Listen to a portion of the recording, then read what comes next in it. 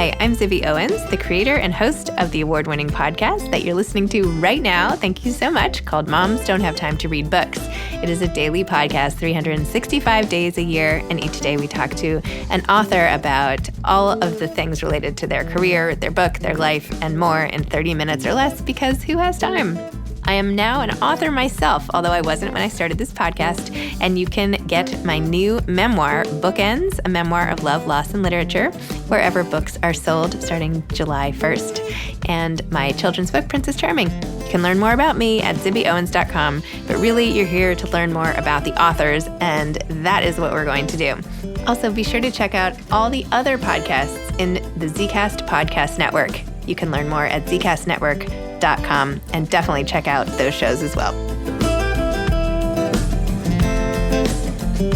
Jemele Hill is the author of Uphill, a memoir. Jemele is the Emmy award-winning former co-host of ESPN's SportsCenter and 2018 NABJ Journalist of the Year. Hill is a contributing writer for The Atlantic, where she covers the intersection of sports, race, politics, and culture. She is also the producer of a Disney ESPN documentary with Colin Kaepernick. She grew up in Detroit, graduated from Michigan State University, and now lives in Los Angeles. Welcome, Jemele. Thank you so much for coming on Moms Don't Have Time to Read Books to discuss your memoir, Uphill. Well, thank you for having me. I really appreciate it. Of course, I enjoy talking about my favorite thing, which is this memoir. Oh, I enjoy talking about my favorite things, which is me. Which is me. Well, I feel like it's so fitting to come on this. Not that the show is really for moms anymore, although of course there are lots of moms and non-moms and everything, but the relationships between you and your mom and your grandmother are so profound and interesting and emotional, and I mean, the experiences that you've all lived through, your relationships to each other. I mean, that was, for me, the heart of this whole story. And I know things have happened in your career and you've become this hugely successful person in ESPN and all this. But when you went really deep into you and their experience, it was so moving and so good. So anyway, just had to say that. Well, thank you. I appreciate it. It was, I think the difficulty in writing a memoir is that you're writing obviously about real people. And while my grandmother is no longer living, obviously my mother is, and we still have a good relationship. And so you have to approach how you write about them with honesty and transparency for sure, but also with care and delicacy and even empathy. I mean, this is not something that I had to manufacture. It's something that I naturally felt, but whether it was them or any of the other people that I wrote about in the book, especially those relationships that are still in my life and a part of my life that I want to preserve, is that's always something that you have to weigh as you're trying to tell your story, be candid, be honest, and bring the emotion to the pages as you felt it in that moment and as you still feel it. So it's quite a balancing act, which makes writing a memoir just wildly different than obviously anything I've ever written. Yes. Oh my gosh. You start with your own childhood. You start going and you go back to a lot of the backstory with your mom and your grandmother. And when you're recounting some of the things that happened to your family and your mom when she was younger, I was, occasionally I was just like, oh my gosh, no, again, I can't believe this. All the sexual assault your mom went through. Like the scene in the van, like then at the liquor store, like over and over, there were just so many things that happened to her. And I was like, by the time we get to the end where the two of you are still like together and like at an event and like, sitting somewhere as something, I was like, oh my God, how is she even just still sitting there? Like she's gone through so much stuff. How can she just walk down the street? I know that sounds ridiculous, but it's the misfortune and it's just so awful, and the trauma that she went through. And then for you to be the daughter to absorb all of that, that's a lot. It is. And believe it or not, the reaction that you're having right now in this moment, or as you read it, is the same reaction that I had as she was telling me some of this. I mean, a lot of it I knew, or I would say more than 50% of it I knew.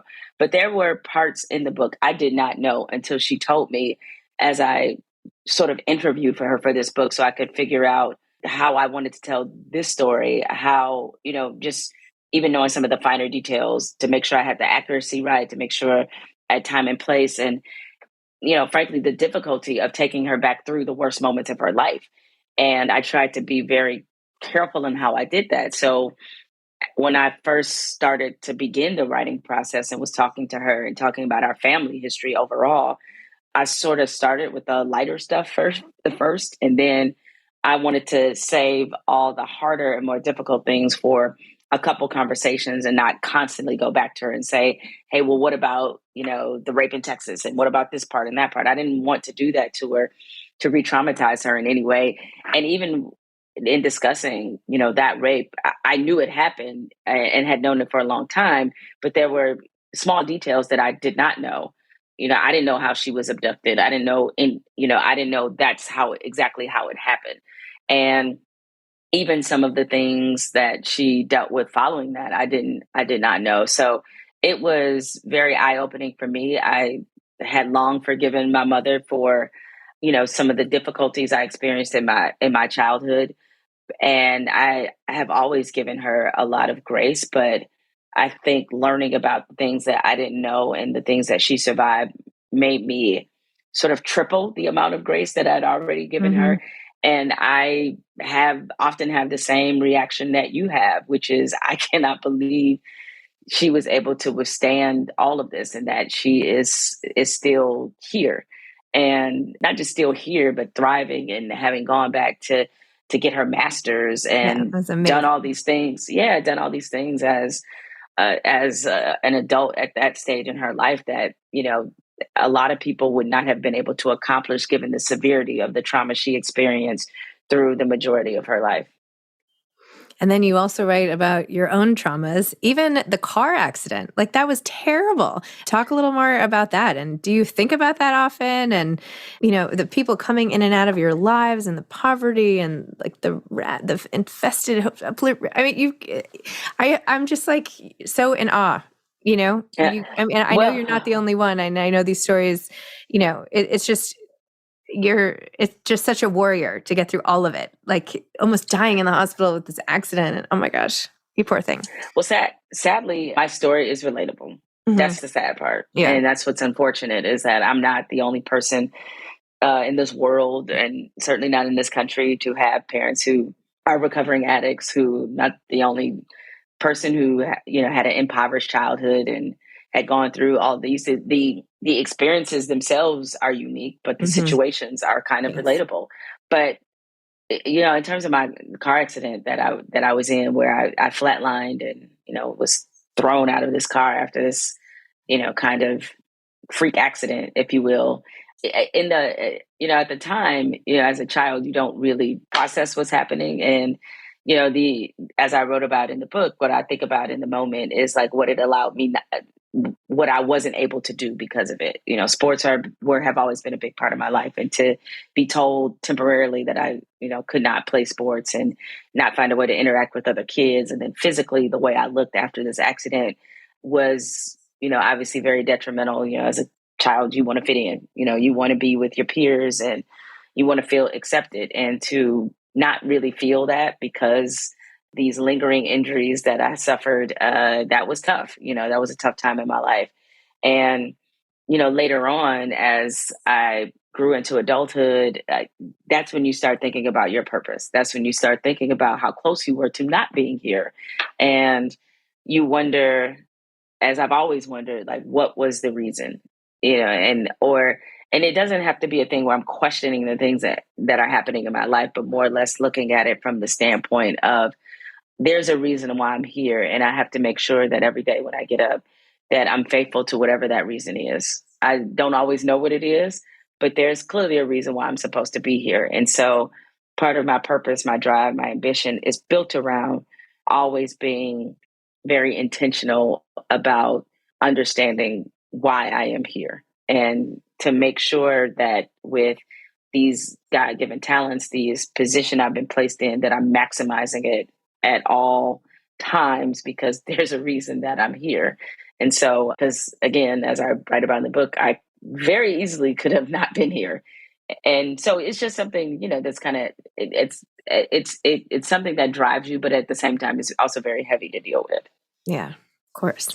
And one thing that you did when you were younger is turn to books, which I also did, and probably many listeners. And you said, instead of, if I could just read these 2 paragraphs, is that okay? You said, I had anger, resentment, fear, and longing bubbling inside me and nowhere to dump those feelings. I was too embarrassed to talk about my mother with any of my friends. I shared some things with my grandmother, but talking to her was difficult because I knew she would just use whatever I told her to badmouth my mother to her friends and other people in our family. Instead of confiding in someone from my inner circle, I turned to 2 trusted outsiders, Judy Blume and Margaret Simon. Judy Blume was one of my favorite authors. I read everything I could from her: Superfudge, Deanie, Tales of a Fourth Grade Nothing, and It's Not the End of the World. But my favorite book of them all was Are You There, God? It's Me, Margaret. And then at the end, you said that's how you started writing. Mm-hmm. So tell me more about that and your lifelong love of reading and Judy Blume and all of it. Yeah, Beverly Cleary and Judy Blume, my 2 best friends in my head. I was a voracious reader from the beginning, and as I write about in my memoir, that love was stoked, and I'm sure this will be of great comfort to parents that are listening, is that it was stoked by the fact that my stepfather read to me on a regular basis. And so, yes, it does actually take root, parents, that when you read to your children, it does stoke that love of reading in them. It may not seem like it, but it does. And so I think about those early childhood books that I love: Curious George, Frog and Toad. I still have a copy of Frog and Toad somewhere. It's like, my favorite childhood book, that entire series. And that is what made me want to read. And so I just started reading as a young adult, continue that habit. Lost a little bit in college, because when you have to read in college, it's a totally different thing. I did not do much pleasure reading in college, I will say, but luckily, picked it back up. Once it was some distance between my professional life and college. So, I've always found great comfort in books. I think books change your perspective on the world. Books make you curious about the world, and it's hard for me to even fathom where my life would be, without books. And it made me want to be a writer, even though I didn't know how that process worked. I didn't know how one becomes an author at all. But it is what totally drove me to do what I'm doing now. I always saw myself as somebody who would eventually write a book. I just never thought that it would be a book about me, would be my first book. I always wanted to be a fiction writer, because it wasn't until much later in adulthood that I actually started to read nonfiction. Most of my life, I have read fiction, but now I've sort of made a turn where I think in part because I had to write a memoir, like where I've become hugely invested in reading a lot of nonfiction. So books were just a lifesaver for me. It stoked my imagination. And it allows you to get kind of lost in a universe, in a world that's not your own. And, I know people have different ways in which they decompress, but for me, that way is through books. Me too. Have you read anything amazing lately?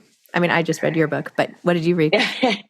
Well, right now, and this is also, I think, the great part as well about being in the profession that I'm in, being a journalist, is that, especially because I have to interview people, I'm constantly like, I am the interviewer that if you've written a book, I'm going to read it. Right. And so it's that part I love, because it allows me to read books that I may not have picked up on my own. Mm-hmm. So right now I'm reading a book called Go Ahead in the Rain. And it is by the writer's last name I'm afraid to say, because I know I will mispronounce it, but his first name is Hanif.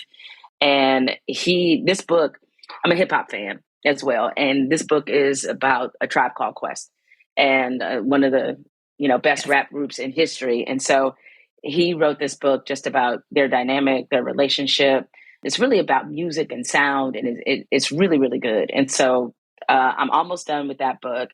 And I've read some, like in 2022, I read a lot of amazing books. And probably the best book I read on the fiction front was a book called Night Crawling by Layla Motley. And this book is phenomenal. I mean, I cannot believe this young lady wrote this book at 18 years old. And she won the National Book Award. And it was, the best books are when as you're reading it, you feel something shift inside of you. And that's what this book is. And so that was my best, probably book recommendation of 2022. And probably the best memoir I read in 2022. I'm not counting my own, of course, is Viola Davis's Finding Me. I mean, that is, you want to talk about a woman that you will look at and say, how is she still here? Read her book. Okay. Her book is extraordinary. Or better yet, my suggestion would be to listen to the audiobook. And I Okay. know some people don't love audiobooks, and sometimes there can be this sort of divide between the book readers and the audiobook listeners. The reason the audiobook is worth it is because she does it. Mm-hmm. And, Viola Davis is a powerful actress. And this is the best audiobook I've ever heard. I'm not surprised at all that she's up for a Grammy for it, because it's just that good. So that was probably the best memoir that I read in 2022. Because, as you know from my book, I grew up poor. The level of poverty that Viola Davis grew up under is a different level.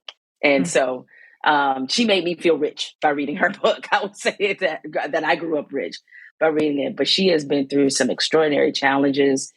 And, that woman is a walking testimony. So those would be sort of my recommendations from my 2022 a lot. We're still early in 2023, Yes. so I still have a lot of books. Still got a lot of books to get to this year that I'm very much looking forward to. That was a great recommendation. That has been on my list of things I need to read. Sometimes I prioritize all the ones I'm doing. I do 365 podcasts a year, so I'm like, I have to read those books. But wow. Anyway, I haven't, I don't know. So I'm sometimes like, well, I'm not going to read it because she's not coming on my podcast. But anyway, I'll try again, to get her on. And but I like audiobooks in particular by authors that are memoirs. I'm not as, I mean, maybe I shouldn't even say this, but I have a harder time following fiction on audiobook. But when it's somebody telling me their story in their words, I'm like, oh yeah, keep it coming.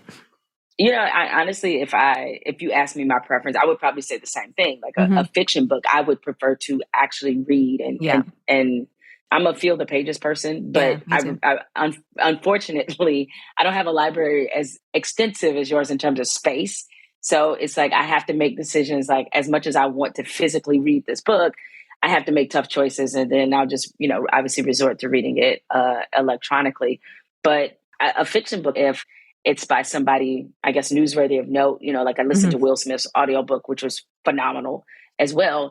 The actors have a built-in cheat code. Okay. So it's like whenever you read, or if you do an audiobook that, an actor has done, you're probably in for a much different audio experience than you are, say, when I did my audiobook. And so I kind of make the same separation that you do. It's like, I'll do a memoir or even something fiction in audio. But I don't want to listen to fiction. I want to read it. Yeah.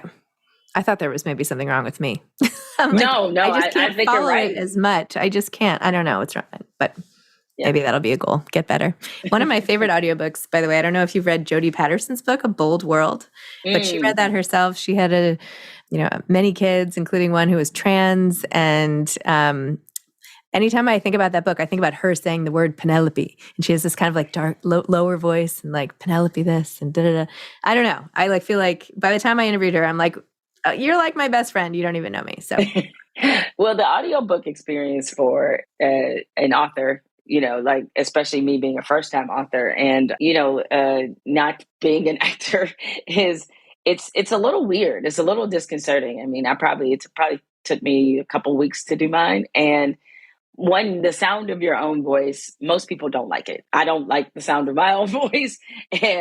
But that's all you're sort of hearing. And it was fun to do, but also nerve-wracking to do it because you're trying to, you have to sell it in a different way. And then the writer in me, when I was writing the book, I never even thought about the fact that I would probably have to do an audiobook.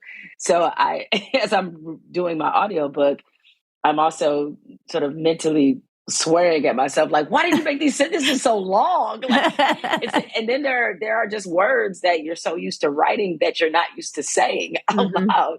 Yep. And so there was probably a new collection of like 15, 20 words that I realized I can't really say. I don't actually know how to say and pronounce, but I know how to write them. I can't necessarily say them aloud. So it's a very humbling Yeah. experience.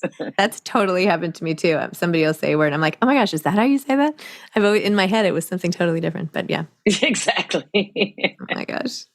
So you write, sort of the second half is more about your career and everything that's happened with that and negotiating, eventually leaving ESPN and, moving on to your, not to mention little cameo by Donald Trump. And, I mean, your life is like crazy. What are you going to do now? Like, what are you doing? What are you continuing to do from before? What are you doing now? And how is the book Well, changing your life?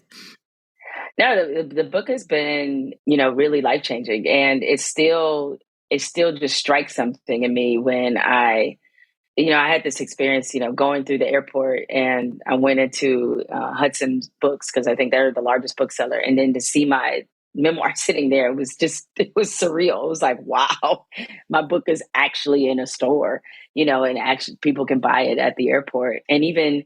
Yeah, because on social media, people send.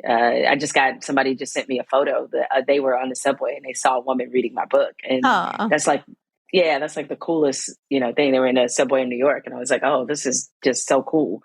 So it's been, and it's been different being asked more about personal things in my life as opposed to current events or social, political, or sports events, because hmm. that's what I'm primarily asked about or had been until this time. And so now being asked about me and talking about myself constantly is kind of interesting. I made that joke earlier in the podcast, but yes, my favorite thing, me.